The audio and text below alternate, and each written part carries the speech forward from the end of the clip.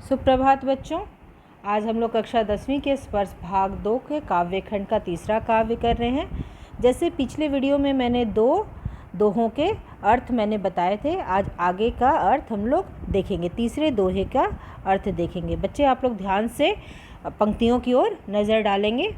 बतरस लालच लाल की मुरली धरी लुकाई, सौह करे भौहनु हंसै, दैन कहे नटी जाई। पहले शब्दों के अर्थ देखें। बतरस बात करने का आनंद या बतियाने का सुख। लाल यहाँ कृष्ण जी को कहा गया है। धरी मतलब रख दी। लुकाई मतलब छिपाकर। सौ मतलब सौगंध जो खाते हैं, कसम खाना। भौ हनु मतलब भावों से या भवों से।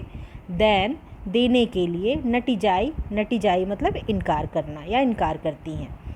तो यहाँ पर क्या है, पहले सरल शब्दों में बता दूँ कि यहाँ पर जो नायिका है, जो कृष्ण जी की बात को सुनना चाहती हैं, उनकी रस भरी बातों को सुनना चाहती हैं, तो इसलिए क्या करती हैं, वो कृष्ण जी के बंसी को छुपा करके लेती हैं, बांसुरी को छुपा करके रख लेती हैं। और कृष्ण जी जब मांगते हैं बांसुरी को, तो वो बोलती हैं कि मैंने इसे नहीं लिया है, मैंने नहीं चुराया है, और कसम भी खाती हैं, सौगंध भी खाती हैं। लेकिन दूसरी ओर अपने भावों को उठा करके वो हंसती भी हैं। तो और कृष्ण की मुरली को देने से साफ ही इनकार कर देती हैं। तो इसको फिर से ध्यान से देखेंगे कैसे इसको लिखेंगे। ये पंक्तियाँ बिहारी के दोहे से ली गई हैं। इसका तात्पर्य क्या है कि कृष्ण से रस भरी बातें करने के लालच में, कृष्ण से रस भरी बातें करने के लालच में नायिका ने उसकी बंसी छिपाकर रख ली है। अब वह एक ओर कृष्ण के सामने बंसी न चुराने की सौगंध खाती है, तो दूसरी ओर भौंवों से हंसती है।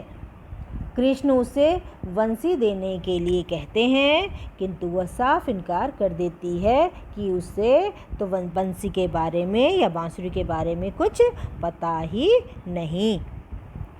अब देखिए उसके बाद का हम लोग देखेंगे काव्य। कहत नटत रिझत खिजत मिलत खिलत लजियात, भरे भौन में करत है नैनों ही से सब बात। तो पहले अर्थ समझ लें हम लोग। कहत मतलब कहता है। नटत इनकार करना या इनकार करती है। रिझत मतलब रीझ जाना या खुश हो जाना। खिजत मतलब खींचती है। खिलत मतलब प्रसन्न हो जो उठती है। लजियात लजा जाना, शर्मा जाना। भरे भवन में लोगों से भरा हुआ भवन। नैननु मतलब आँखों से। तो इसका आशय क्या हुआ कि घर जो है, घर गुरुजनों स्वजनों से भरा हुआ है। उसमें अवसर पाकर नायक नयनों के इशारों से नायिका को रति क्रीड़ा के लिए कहता है। नायिका तुरंत मना कर देती है। नायक नायिका के मना करने के ढंग पर प्रसन्न हो जाता है। उसकी प्रसन्नता को देखकर नायिका खींच जाती है। इस पर दोनों के नयन मिलते हैं और परस्पर स्वीकृति का आदान प्रदान हो जाता है। फिर दोनों के चेहरे प्रसन्नता से खिल जाते हैं। नायिका लजा जाती है। इस प्रकार भरे भवन में नायक और नायिका नेत्रों के संकेत से ही बात कर रहे हैं।